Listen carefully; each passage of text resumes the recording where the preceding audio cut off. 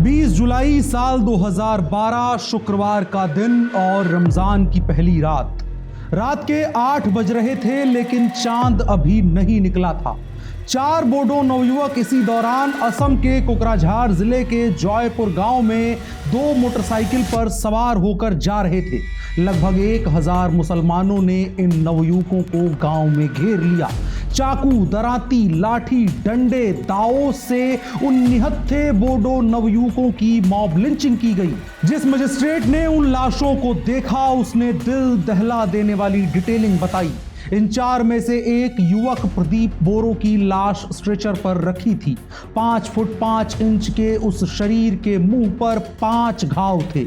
एक माथे पर, दूसरा बाईं आंख के नीचे, तीसरा बाएं गाल पर, चौथा ऊपरी होंठ पर और 5वें घाव ने उसके जबड़ों को बाहर निकाल दिया था।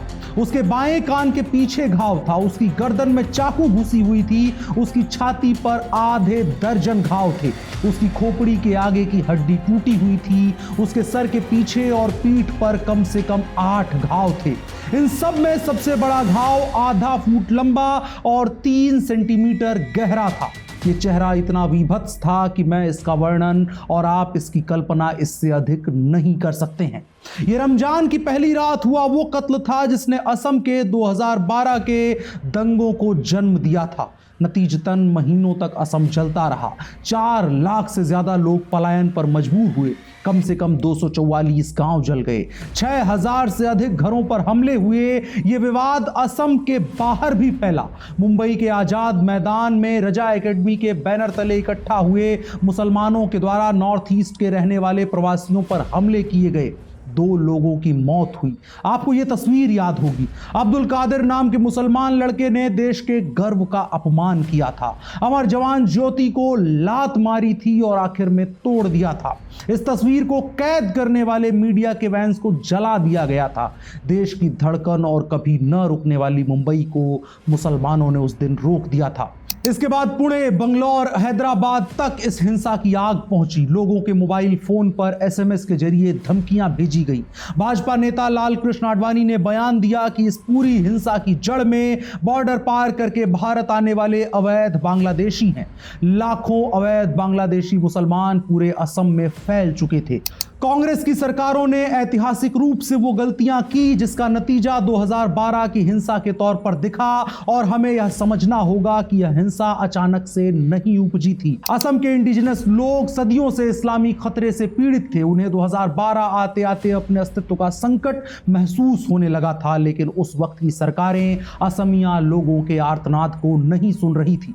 थोड़ा समय में पीछे जाएं तो 8 नवंबर 1998 को असम के राज्यपाल SK सिन्हा ने तत्कालीन राष्ट्रपति KR नारायणन को एक पत्र लिखा था। उन्होंने लिखा कि पूर्वी पाकिस्तान जो बांग्लादेश का हिस्सा है, वहां से होने वाली अवैध घुसपैठ की वजह से असम के लोगों का अस्तित्व और देश की सुरक्षा एक बड़े खतरे की तरफ बढ़ रही है। राज्य और केंद्र की पूर्ववर्ती सरकारों ने इस खतरे पर कोई ध्यान नहीं दिया है। मैंने गवर्नर के तौर पर राष्ट्र राज्य की सेवा की शपथ ली है, जिसकी वजह से मेरी यह जिम्मेदारी बनती है कि मैं आपका ध्यान इस जनसांख्यिकीय आक्रमण की ओर आकृष्ट करूं और असम को इस डेमोग्राफी चेंज रूपी काल के गाल में समाने से बचा सकूं। यह 2012 से पहले भारत के लिए एक सबसे बड़ी चेतावनी थी। असम अपने मौलिक अस्तित्व के खतरे की तरफ बढ़ रहा था और शायद आज भी बढ़ रहा है। इसी वजह से 23 जुलाई 2025 को असम के वर्तमान मुख्यमंत्री हिमंता बिस्वा शर्मा ने एक प्रेस कॉन्फ्रेंस की। इसमें उन्होंने बताया कि 2011 की जनगणना के अनुसार असम की 34% आबादी मुसलमान है, जिसमें 31% असम के बाहर से आए हुए मुसलमान हैं, घुसपैठिए हैं। और इसी तरह देखते देखते 2041 तक असम में मुस्लिम अल्पसंख्यक न रहकर बहुसंख्यक हो जाएंगे और हिंदुओं को वे असम में आउट नंबर कर देंगे। 2001 की जनगणना में असम में 6 मुस्लिम बहुल जिले थे और आज असम के 27 जिलों में 11 मुस्लिम बहुल जिले मुस्लिम बहुलता का शिकार हैं। असम में आज 29 लाख बीघा यानी 10 लाख एकड़ भूमि अतिक्रमण के अधीन है। इन दोनों बयानों में करीब 30 साल का अंतर है। बीच में एक ऐतिहासिक हिंसा है, लेकिन उससे उस खतरे में कोई अंतर नहीं आया जिसे हम डेमोग्राफी इन्वेजन कहते हैं। वो आज भी जारी है, पहले से कहीं अधिक व्यवस्थित और कहीं अधिक आक्रामक और कहीं अधिक खतरनाक। और आज हम विस्तार से जानेंगे कि आखिर कैसे बर्मन, अहोम और कोच साम्राज्य की धरती अपने अस्तित्व के संकट के मुहाने पर खड़ी है, कैसे इस संकट का जन्म हुआ, और जानेंगे इस संकट का निदान हो सकेगा या हमें स्वीकार करना होगा कि शंकर देव और अन्य हिंदू संतों की तपस्थली पर उगाए नुकीले पत्थर ही इसका भविष्य हैं। तो इस पूरी कहानी की शुरुआत 13वीं शताब्दी में हुई, जब बख्तियार खिलजी ने तिब्बत जाने के लिए असम का रास्ता लेने की कोशिश करी, लेकिन उसकी सेना बुरी तरह हार गई। खिलजी अपनी जान बचाकर भागा, लेकिन कुछ मुसलमान सैनिक उस वक्त युद्धबंदी बना लिए गए और बाद में इन्हें सेना और रोजाना की मजदूरी जैसे कामों में असम के राजाओं के द्वारा नियुक्त किया गया, जिन्हें आगे चलकर गोरिया, मोरिया या देशी मुसलमान के तौर पर जाना गया। यानी सबसे पहली बात यह समझिए कि जो मुसलमान वहां के देसी मुसलमान हैं, असल में वो भी आक्रमणकर्ता जिहादी ही थे। लेकिन इन्होंने एक लंबे वक्त तक कोई परेशानी नहीं की। संख्या कम थी तो असम की संस्कृति में घुलना मिलना स्वीकार किया, लेकिन 5 से 6 दशक तक इनकी ना संख्या बदली और ना ही कोई समस्या हुई। लेकिन 18वीं सदी की शुरुआत में जब अंग्रेज भारत के उत्तर पूर्व में अपना प्रभुत्व बढ़ा रहे थे, जब समूचे भारत को और मजबूती से गुलामी की जंजीर में जकड़ा जा रहा था, जब अंग्रेज चाहते थे कि भारत के संसाधनों का अधिकाधिक दोहन किया जा सके, इसी दौरान 1826 में यांडाबू की संधि हुई। असम ब्रिटिश भारत का हिस्सा बन गया। तब असम में उन्हें बड़ी मात्रा में कृषि योग्य भूमि दिखाई दी, लेकिन असम की आबादी बेहद कम थी, क्लोज सोसाइटी थी, लोग सिर्फ एक फसल की खेती करते थे। उनकी जरूरत से काफी ज्यादा जमीन असम में मौजूद थी और वो दूसरों लोगों के खेतों में मजदूरी बिल्कुल नहीं करते थे। ब्रिटिश अधिकारियों ने 1870 के दशक में यह तय कर लिया कि बड़ी संख्या में पूर्वी बंगाल, जिसे आज हम बांग्लादेश कहते हैं, वहां से मजदूर लाए जाएंगे। असम की अपेक्षा में पूर्वी बंगाल का जनसंख्या घनत्व तो काफी ज्यादा था। अंग्रेज बड़ी संख्या में मजदूर ले आए, जिनमें एक बड़ा हिस्सा या कहें तो अधिकतर हिस्सा मुसलमानों का था। खेती शुरू हो गई। शुरुआत में असम के लोगों को जरा सा भी अंदाजा नहीं था कि ये ट्रोजन हॉर्स हैं। असम के लोग अपनी भूमि पर खेती करते। अंग्रेज असमिया लोगों के उपयोग के बाद बड़ी मात्रा में खाली पड़ी जमीनों पर अपने हिसाब से दस्तावेज बनवाकर खेती करवा रहे थे। 19वीं सदी लगते लगते अंग्रेजों के लिए कलकत्ता में बंगाल प्रेसिडेंसी के पूर्वी बंगाल और असम में शासन कर पाना मुश्किल हो रहा था। इसके लिए बंगाल को 2 भागों में बांटते हुए पूर्वी बंगाल और पश्चिमी बंगाल बनाया गया और पूर्वी बंगाल के साथ असम को जोड़ दिया गया। हालांकि 1911 में इस विभाजन को वापस लेना पड़ा, क्योंकि पूर्वी बंगाल से बड़ी संख्या में असम में मुसलमान वहां की खाली जमीनों पर आकर बस रहे थे। असम को बंगाल से स्वतंत्र एक व्यवस्था बना दी गई। इस वक्त तक असम के लोगों को अंदाजा होने लगा था कि हमारी जनसंख्या में परिवर्तन हो रहा है। आसपास के गांवों में स्पष्ट रूप से दिखाई देने लगा था कि दूसरे लोग आकर बस रहे हैं। दरअसल यह डर 1890 में ही प्रभावी होने लगा था, जब ब्रह्मपुत्र के चारों तरफ कृषि योग्य भूमि का विस्तार हुआ और उसके साथ मजदूरी के लिए आने वाले लोग उन्हीं इलाकों में बसने लगे। कई जगहों पर रिपोर्ट हुआ कि स्थानीय स्तर पर अंग्रेज अधिकारियों को इनकी शिकायतें भी दर्ज की गई, लेकिन अभी तक भी कहीं कोई सीधे कन्फ्रंटेशन की स्थिति नहीं बनी थी। लेकिन 1901 की जनगणना में पहली बार आधिकारिक रूप से पता चला कि खेती के काम के लिए जो मजदूर लाए जा रहे हैं, जिनमें अधिकतर जनसंख्या मुसलमानों की है, वे अब असम की आबादी में एक सिग्निफिकेंट हिस्सा बन चुके हैं। 1901 की जनगणना में सामने आया कि असम में 9.22% मुसलमान मौजूद हैं। 1911 की जनगणना जब हुई तो पता चला कि 109.16% की बढ़ोतरी के साथ असम में अब 16.48% मुसलमान हैं। और यह वह मौका था जब असमिया लोगों को वो सच दिखाई दिया जिसका उन्हें अंदेशा भी नहीं था। जो धरती हिंदू संस्कृति की भूमि थी, जहां हमला करने की फिराक में आए बख्तियार खिलजी को असमिया वीरों ने ऐसा पराजित किया कि अवसाद में उसकी मौत हो गई, उस धरती पर इस्लामी खतरे की एंट्री हो गई थी। अंग्रेजों की विस्तारवादी नीति ने असम में जहर के कांटे बोने शुरू कर दिए थे। इसी वक्त में 1906 में असम पूर्वी बंगाल के साथ जुड़ा हुआ था। तभी ढाका में मुस्लिम लीग की भी स्थापना हो गई। मुस्लिम लीग के ही दबाव में अंग्रेजों ने उस वक्त असम को भी बंगाल के साथ जोड़कर एक शासन व्यवस्था बनाने की कोशिश करी और मुस्लिम लीग की योजना यह थी कि आगे चलकर उन्हें जो पाकिस्तान बनाना है उसमें असम को भी शामिल कर लेंगे। इसीलिए आज भी आपको बांग्लादेश में ऐसे तत्व देखने को मिल जाएंगे जो ग्रेटर बांग्लादेश बनाते हुए असम को भी उसका हिस्सा बनाने की बात करते हैं। दरअसल ये अंग्रेजों और मुस्लिम लीग के द्वारा बोए गए जहर का नतीजा है, जिसको पाकर आज भी वो इस तरह की नापाक हरकत करने की कोशिश करते हैं, ऐसे ख्वाब देखते हैं। लेकिन हमारी कहानी अभी 1911 तक पहुंची है।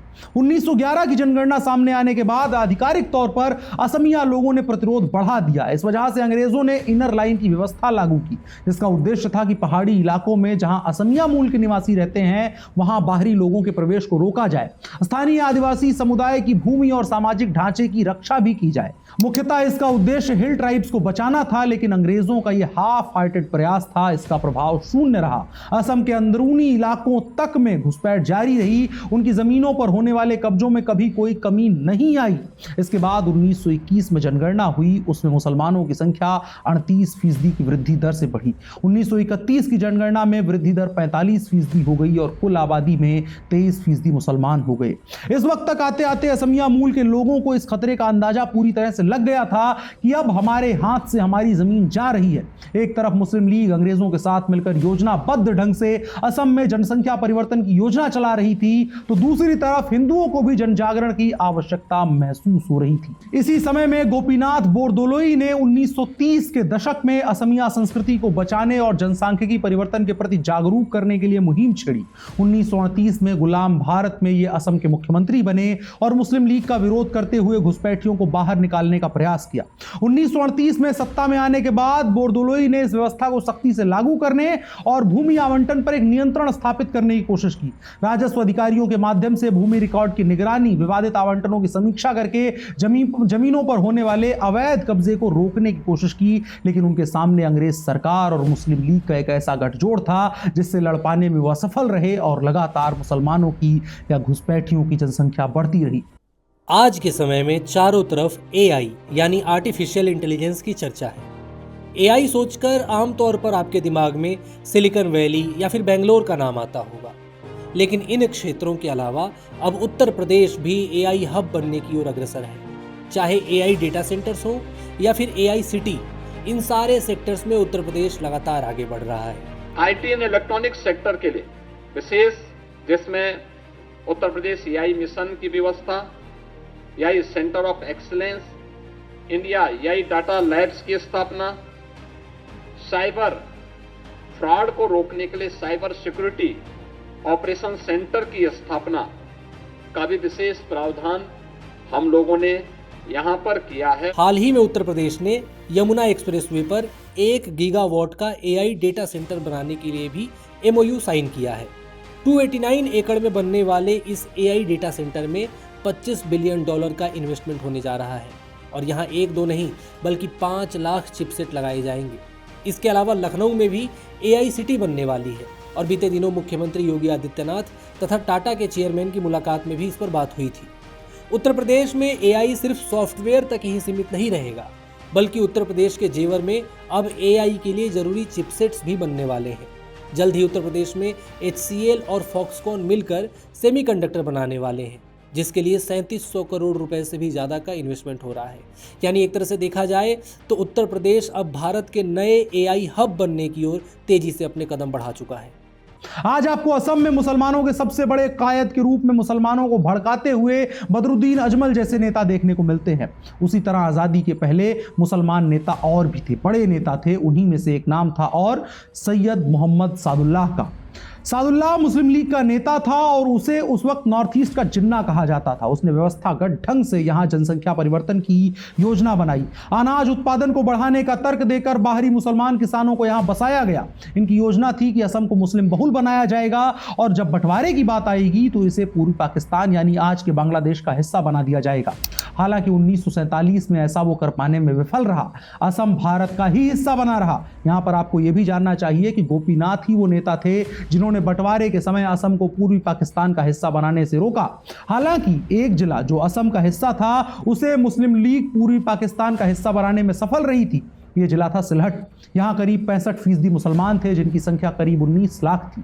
अंग्रेजों की देखरेख में मुस्लिम लीग ने रेफरेंडम करवाया और सभी मुसलमानों ने एक तरफा से पूर्वी पाकिस्तान का हिस्सा बनने के पक्ष में वोट किया और सिलहट पूर्वी पाकिस्तान का हिस्सा बन गया। सोचकर देखिए, अगर उस समय अंग्रेजों ने मुस्लिमों का साथ नहीं दिया होता और सिलहट भारत का हिस्सा रह जाता तो वहां के पाक परस्त लोग भारत के प्रति कैसा नजरिया रखते। शेष असम में बच गए लोग जो अब के बांग्लादेश और तब के पूर्वी बंगाल से आए थे, वो असम और भारत को आज किस नजरिए से देखते होंगे? क्या वो उस संस्कृति में घुल मिल पाए होंगे? आज असम के सामने सबसे बड़ा चैलेंज यही है कि वो जो आबादी आई थी वो आज भी असमिया संस्कृति का हिस्सा बनना तो दूर, उसका सम्मान करना भी उचित नहीं समझ रही है।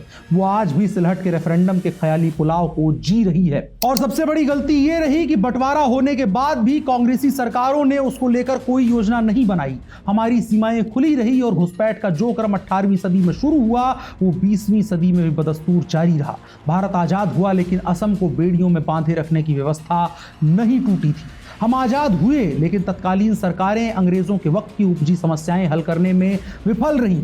1951 में पहला नागरिकता रजिस्टर बनाया गया जिसके जरिए यह कोशिश की गई कि यह तय किया जाए कि कौन भारतीय है और कौन असमिया है और कौन बाहरी है।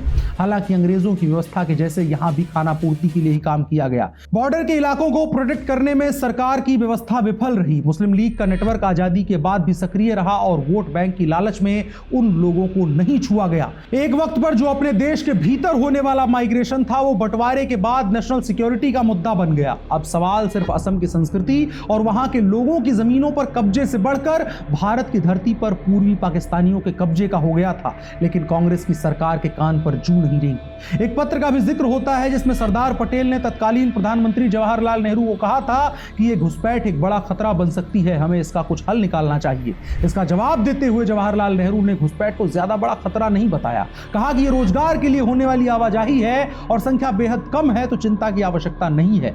आजादी के बाद एक और नेता का कांग्रेस में उदय हुआ, मोहम्मद अली जिन्ना के निजी सचिव मोइनुल हक का। असम के पूर्व राज्यपाल एस के सिन्हा की जिस रिपोर्ट का जिक्र हमने शुरू में किया था उसमें उन्होंने मोइनुल हक चौधरी के बारे में लिखा है कि जब देश के बंटवारे की मांग हो रही थी तो यह माना जा रहा था कि पूर्वी पाकिस्तान में बंगाल के साथ साथ असम को भी मिला लिया जाएगा। मोहम्मद अली जिन्ना के निजी सचिव मोइनुल हक चौधरी जो आजादी के बाद असम में मंत्री बने और बाद में कांग्रेस की केंद्र सरकार में भी मंत्री पद पर रहे, उन्होंने जिन्ना से एक वक्त पर कहा था कि हम असम को चांदी की थाली में रखकर आपको सौंप देंगे। जिन्ना ने भी कहा था कि असम मेरी जेब में है। कालांतर में वही लोग जिनके भरोसे ये लोग ऐसा बोल रहे थे वोट बैंक बने और उसकी लालच में उनकी तरफ तत्कालीन कांग्रेसी सरकारों ने नजर उठाना भी जरूरी नहीं समझा। इसी का नतीजा रहा कि 1951 से 1961 के कालखंड में असम में 36% आबादी बढ़ी। 1961 से 71 के दशक में भी आबादी इसी रफ्तार से बढ़ी। एक report cross border migration in Assam during 1951 to 2011 के मुताबिक 1961 में करीब 2.95 लाख पूर्वी पाकिस्तान जिसे आज हम बांग्लादेश के नाम से जानते हैं उस मूल के लोग असम में रहते थे। वहीं 1971 में पूर्वी पाकिस्तानियों की असम में संख्या बढ़कर लगभग 7 लाख हो गई और यह देश की जनसंख्या में होने वाली औसत बढ़ोतरी से लगभग 2 गुना थी। और ये मूलतः अवैध लोग थे और इसकी वजह से हर जगह पर विरोध भी लगातार होता रहा। असम में लोगों ने इसकी वजह से प्रतिरोध करना शुरू किया जिसकी वजह से हिंसा का एक ऐसा दौर असम में आया। असम एक ऐसे हिंसा के दौर में उलझा जिससे वह आज तक भी पूरी तरह नहीं निकल पाया है। राज्यपाल ने राष्ट्रपति को सौंपी अपनी रिपोर्ट में लिखा है कि असम में करीब 50 युवा आतंकी ट्रेनिंग के लिए अफगानिस्तान और कश्मीर भी गए हैं। पाकिस्तानी खुफिया एजेंसी ISI ने असम की आबादी में घुल मिल चुके अवैध घुसपैठियों के जरिए बड़े पैमाने पर मिलिटेंट एक्टिविटी बढ़ाई है। असम एक ऐसा खुला दरवाजा बन गया है जिसके जरिए पूर्वोत्तर भारत में क्रॉस बॉर्डर स्मगलिंग बहुत ज्यादा बढ़ी है। 1971 में जब पूर्वी पाकिस्तान बांग्लादेश बना उसके बाद असम में घुसपैठ और ज्यादा बढ़ गई। पूर्व से मौजूद नेटवर्क के सहारे पाकिस्तान ने भारत पर उस खतरे को और अधिक मात्रा में थोपना शुरू किया। वोट बैंक के लालच में घुसपैठियों के वोटर कार्ड तक बनने शुरू हो गए। जो घुसपैठिए अवैध थे वो मतदाता बनने लगे। इसी का नतीजा रहा कि 1971 के बाद हिंसा का एक नया दौर शुरू हुआ। 1951 में जिस नागरिकता रजिस्टर की बात हुई थी वो अप्रभावी रही। इसी वजह से 1979 में ऑल असम स्टूडेंट्स यूनियन जैसे संगठनों ने घुसपैठियों के मताधिकार को रद्द करके नए सिरे से मतदाता सूची बनाए जाने और पहचान करके घुसपैठियों को बाहर निकालने की मांग करते हुए आंदोलन शुरू किया। दरअसल मंगोल दोई लोकसभा सीट सीट के उपचुनाव की तैयारी हो रही थी और इसी दौरान मतदाता सूची में बड़ी संख्या में संदिग्ध विदेशी नाम पाए जाने का मुद्दा उठ गया। ये एक सबूत था जिसने उस डर को अब और सार्वजनिक कर दिया था कि लोकतंत्र आने के बाद भी असम के लोग अपनी सरकार अपनी मर्जी से नहीं बना सकते थे। अवैध मतदाता उनकी लोकल राजनीति और संस्कृति दोनों को प्रभावित कर रहे थे। उनकी मुख्य मांग थी कि 1951 के बाद असम में आए जो घुसपैठिए हैं उनकी पहचान की जाए, उनका डिलिटेशन किया जाए और आखिर में उनका निष्कासन किया जाए। लेकिन तत्कालीन कांग्रेस की सरकार ने उनकी मांग सुनने से लगभग इनकार कर दिया। असम के लोगों को अपनी जमीनों पर कब्जा होता दिख रहा था, उनकी संस्कृति पर हमला हो रहा था, यह भी उनको दिख रहा था और यह भी दिख रहा था कि सरकार इसको लेकर कोई कार्रवाई करने को तैयार नहीं थी। मंगलदोई की एक लोकसभा सीट को लेकर शुरू हुआ विरोध आगे चल करके 1983 में और फैला जब केंद्र सरकार ने असम में विधानसभा चुनाव कराने का निर्णय किया। जबकि आंदोलनकारी संगठनों का कहना था कि पहले मतदाता सूची शुद्ध की जाए, लेकिन इंदिरा गांधी के सामने एक ऐसा सवाल बन गया कि अब उनकी ताकत को चैलेंज किया जा रहा है और उन्होंने तमाम असमिया लोगों की मांगों को अनसुना करते हुए चुनाव करवाना चुना, जिसका नतीजा रहा कि मतदान के दौरान ही असम में बड़े पैमाने पर हिंसा भड़क गई। कम से कम 1800 लोग मारे गए। 1984 तक हिंसा जारी रही। आज उस हिंसा को हम नेल्ली की हिंसा के नाम से जानते हैं। हमने विस्तार से एक वीडियो में आपको इसके बारे में बताया है, आप वो वीडियो हमारे चैनल पर देख सकते हैं। 1984 में खालिस्तानी किलर्स के द्वारा इंदिरा गांधी की भी हत्या कर दी गई। आखिरकार हिंसा के एक लंबे दौर के बाद प्रधानमंत्री बने राजीव गांधी की उपस्थिति में 1985 में असम अकॉर्ड साइन हुआ।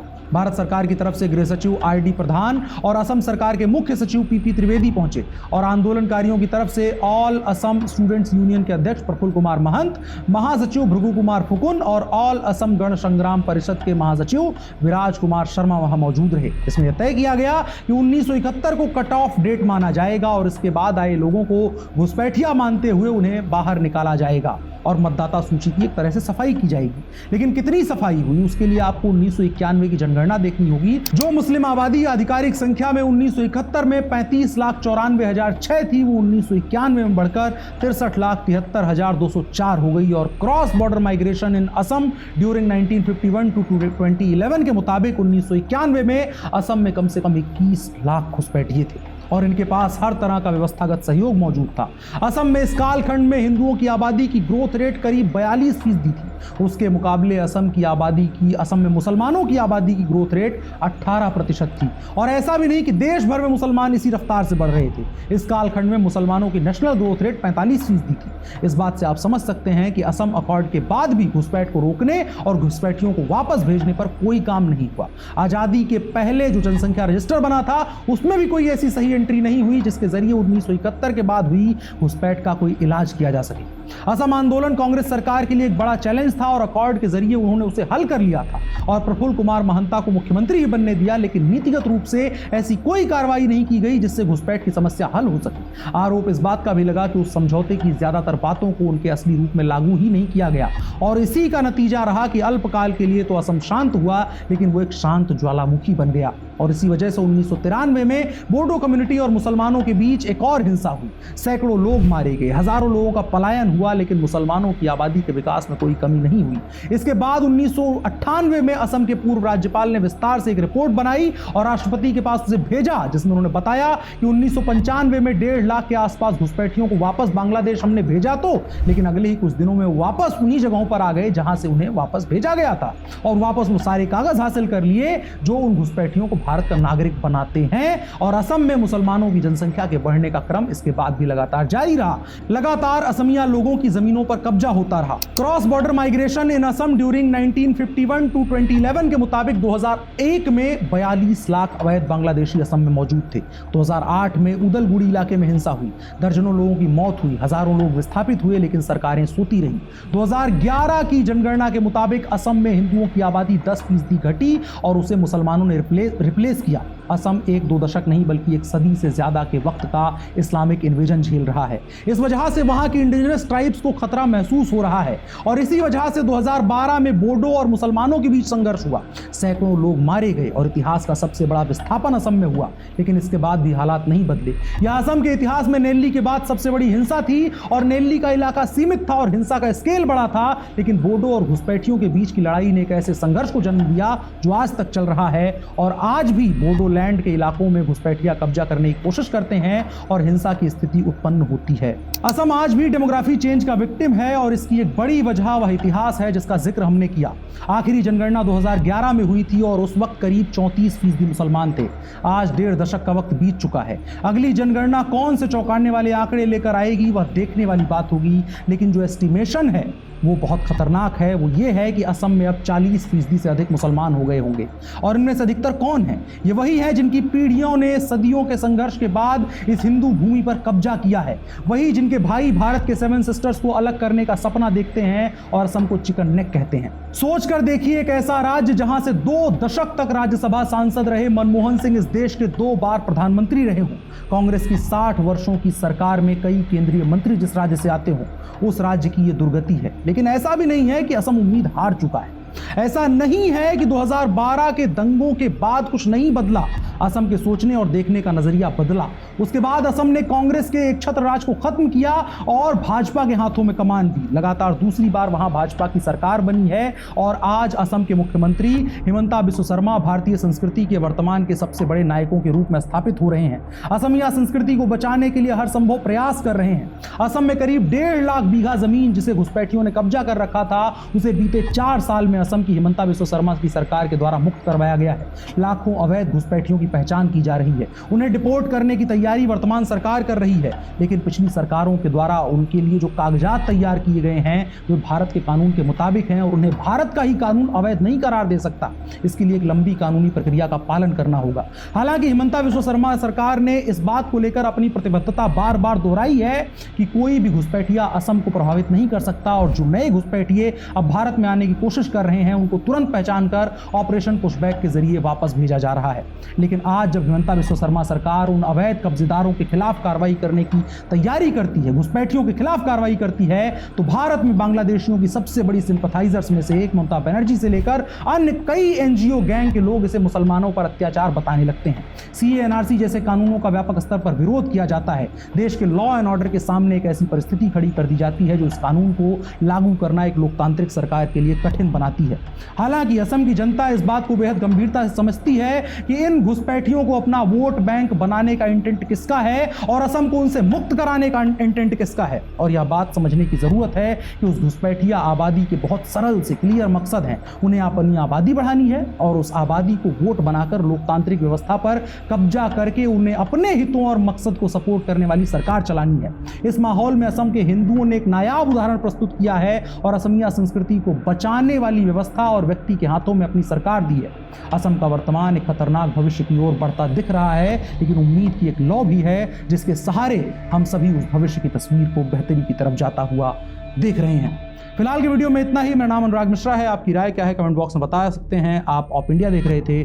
धन्यवाद।